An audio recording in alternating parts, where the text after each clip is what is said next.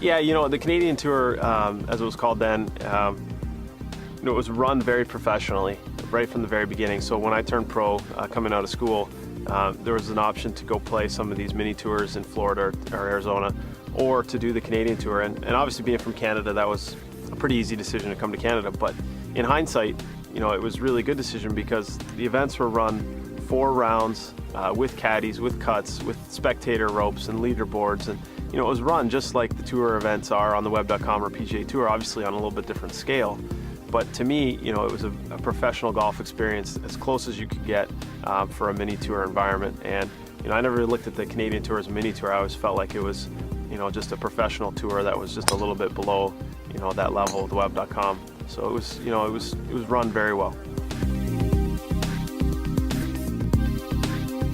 Yeah, there's a lot of little things really. The PGA Tour is a much bigger scale. There's more spectators. The courses are bigger. There's just a lot of things to take in at once. The travel schedule is a lot more. Getting used to these cities, there's a lot more cities to get used to on the PGA Tour. So, it all kind of just adds up. And, obviously when you're comfortable in your surroundings, you're going to be comfortable on the golf course. And, for me, I've gotten a lot better at that over the years.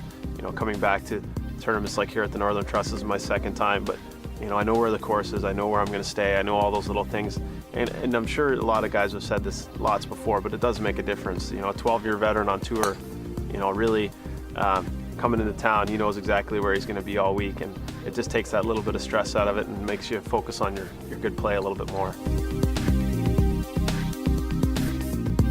I had a really fun run there at the FedEx Cup last year, and I got a good taste of getting into the playoffs and getting to the BMW Championship. And I'd really love this year to have a good season and get to the Tour Championship and get all the way to the end of the FedEx Cup playoffs.